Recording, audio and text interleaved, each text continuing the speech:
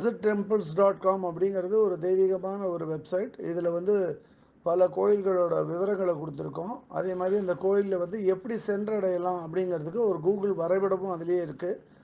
அந்த கோயிலை பற்றி மேலும் தெரிஞ்சுக்கிறதுக்கு ஒரு யூடியூப் வடிவத்தில் ஒரு வீடியோ லிங்க்கும் கொடுத்துருக்கோம். இன்றைக்கி visittemples.com மூலியமாக நம்ம வந்து திருவாரூர் அருகாமையில் உள்ள குடவாசல் அப்படிங்கிற இடத்துல இருக்கிற அருள்மிகு கோணேஸ்வரர் திருக்கோயிலை பற்றி தெரிஞ்சுக்க போகிறோம். குடவாசலுக்கு பழைய நாட்கள், அதாவது பண்டைய நாட்களில் திருக்குடவாயில் அப்படின்னு ஒரு பேர். இதில் மூலவர் சன்னதியில் வந்து திரு கோணேஸ்வரர் அல்லது கோணேஸ்வரர்னு சொல்லலாம். இவர் வந்து சிவலிங்க வடிவமாய் காட்சியளிக்கிறார். இந்த கோயிலில் அம்பாளோட பேர் பெரிய நாயகி அல்லது பிரகநாயகி. இந்த அம்பாளும் பார்வதியோட ஒரு வடிவம்தான். இந்த கோயிலை வந்து ஒரு சிலர் பெருந்திருக்கோயில் அப்படின்னு அழைக்கிறார். பொதுவாகவே வந்து சோழ மன்னர்களுக்கு கோயில் கட்டுறது பெருவிருப்பம். இந்த திருக்கோயிலை கட்டினதும் ஒரு சோழ மன்னர் தான். அவர் பேர் கோச்செங்கண் சோழன்.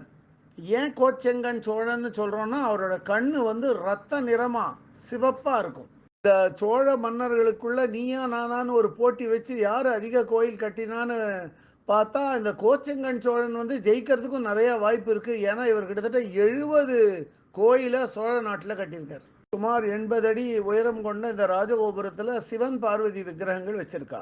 இந்த கோயில் சற்று உயர்வாக வச்சு கட்டியிருக்கிறதுனால இது வந்து ஒரு மாட கோயிலாக கருதப்படுறது.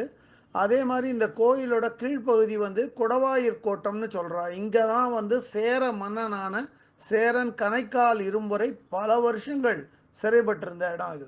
பாடல் பெற்ற ஸ்தலமான இந்த கோயிலில் விநாயகர், வள்ளி தேவசேனா சமேத முருகன், தாந்தோன்றிநாதர், காசி விஸ்வநாதர், நடராஜர், தக்ஷணாமூர்த்தி, சண்டிகேஸ்வரர், பைரவர், சந்திரன், சூரியன், சப்தமாதா, சூதமுனிவர், சனீஸ்வரர், நாகதேவதைகள், நால்வர், சுந்தரமூர்த்தி நாயனார், பறவை நாச்சியார், இடும்பன், கலைமகள், கஜலட்சுமி இவாளுக்கெல்லாம் தனித்தனி சன்னதி இருக்குது.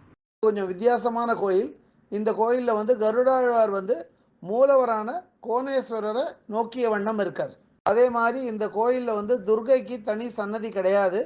இங்கே வந்து அம்பாள் தான் பிரகதுர்கையாக கருதப்படுறான். கோயிலோட மூர்த்தி, ஸ்தலம், தீர்த்தம் இந்த 3 காரணங்களுக்காக இந்த கோயில் ரொம்ப முக்கியத்துவம் வாய்ந்ததாக கருதப்படுறது.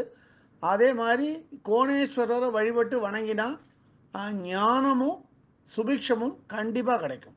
இங்கு வரும் பக்தர்கள் தங்களோட மூதாதையர்களுக்காக சூரியனையும் சந்திரனையும் வழிபடுறா. அதனால் இந்த ஸ்தலம் வந்து பித்ரு தோஷ பரிகார ஸ்தலமாக கருதப்படுறது.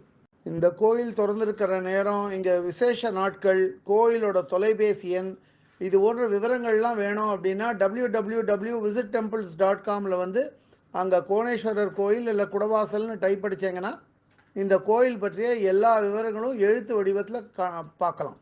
இந்த காணொலியை கண்டும் கேட்டும் மகிழ்ந்த பக்தர்களுக்கு visittemples.com சார்பாக ராகவாச்சாரியின் நன்றிகள்.